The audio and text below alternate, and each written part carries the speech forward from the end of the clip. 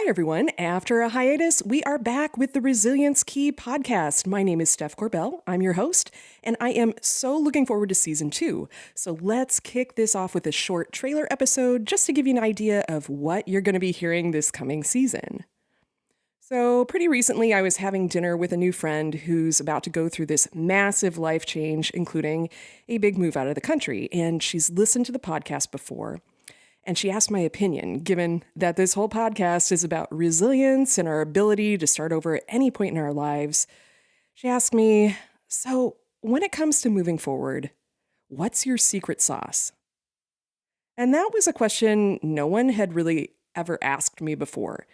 In my opinion, what is the number one factor when it comes to resilience and starting over? So I did what any other expert would do when asked a tough question. I stalled. Yeah, maybe there's this book you should check out. And I'm thinking to myself, who in the world am I to profess that I know the one key to resilience, even though, yeah, I know, I'm the podcaster about it, but am I really the expert? And in the moment, I couldn't come up with a great answer. One thing I posited about was choice, that most things in life simply come down to making a choice and rolling with it at all costs. That simple, boom, you just decide to do it and you go. But then my friend asked, how do you stick to that choice then? Okay, and for that one, I just didn't have an answer for her. She asked again, how have you been able to stick to your choices? Well, I haven't always been able to, if I'm perfectly honest with myself. Who really can?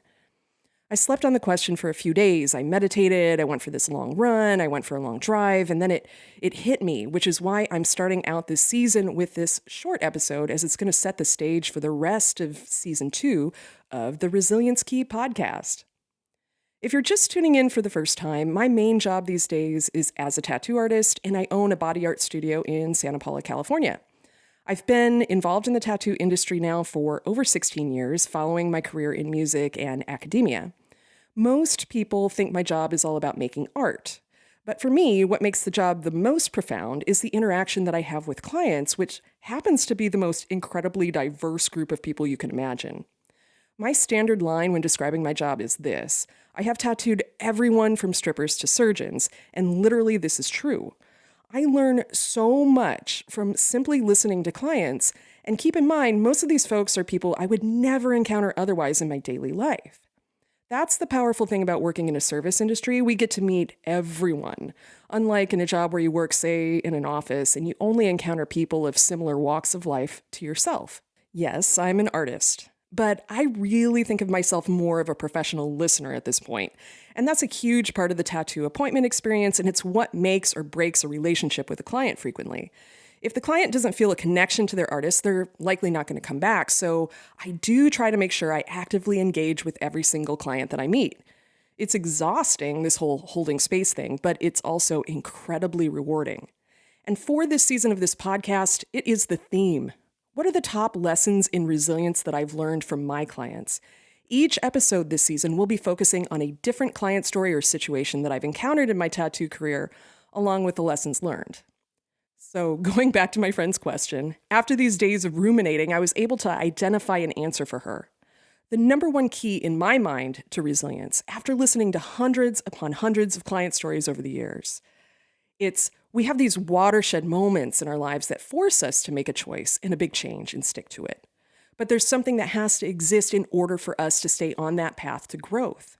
And that's openness. It's openness to new experience, it's openness to new people, it's openness to listening and not speaking. It's openness to learning, not projecting a bad experience we've had with someone in our past onto our present and future moments.